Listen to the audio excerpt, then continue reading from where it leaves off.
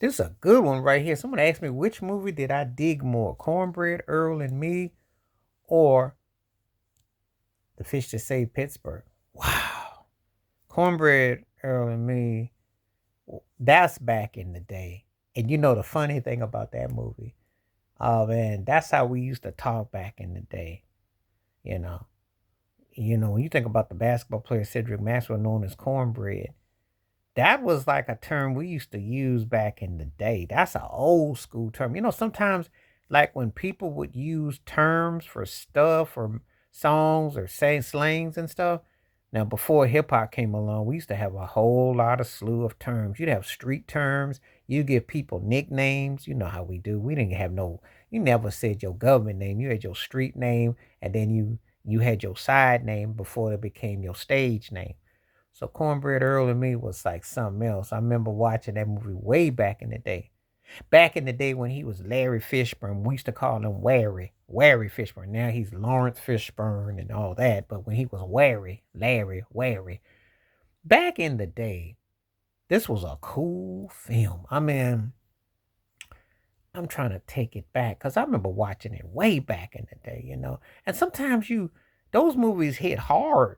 Of course, you didn't think he was going to grow up to be, what he became. And he's kind of underappreciated, kind of an underrated that he was a forerunner.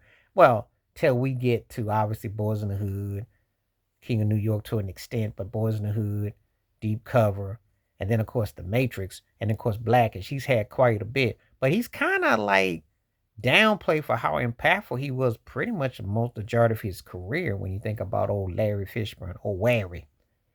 And you in the totality, but Cornbread Earl and Me was a big time film back in the day. That's a hood classic. That's a round the way joint. Same thing with The Fish That Saved Pittsburgh. Cause Rodney Allen Ripple was in it, but you know who was the name, and it was Julius Erving. Before there was Space Jam with Michael Jordan, and then Space Jam 8 with LeBron James, because you sure that turkey would do everything 15 different ways. There was The Fish That Saved Pittsburgh. And Julius Erving right there, that was a hood film. But we loved it though. Soundtrack too. See, there were things that we used to call that's a black thing. That was one of them things that you had to kind of be in to know. Because it didn't get that kind of crossover love. But we liked it though, back in the day. There's bound to be a couple of cats right now who be watching the DVD commentary. They ain't even, because they were diehards. That's how we used to do back in the day. And that was one of them films. But Cornbread and Me was Cornbread Earl and Me, that was actually uh, a little bit big hit. But this is two good films that, um, you know, they resonate back in the day. People got memories of them. People grew up on them. People got thoughts and things about them, and it's just interesting that the totality of them. So they make for interesting dynamics and they make for interesting thoughts and takes. And I'm just curious which one.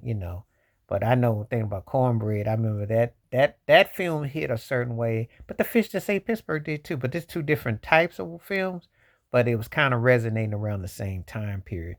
And so, like when you reflect on it, you're like, yeah, those were cool films. But anyway, tell me which one did you like better, or you about the same, or they just like childhood classics for you. I'll be very curious as to what you're saying, what you think. Please like, subscribe, welcome thoughts, comments, and I do respond. Thank you. Wash your hands, keep your mind clear, watch out for another. Share it if you like, and hit that membership because when you do, video requests like this come true. Stay safe, stay blessed, stay woke, stay free. I'm out one time. Peace.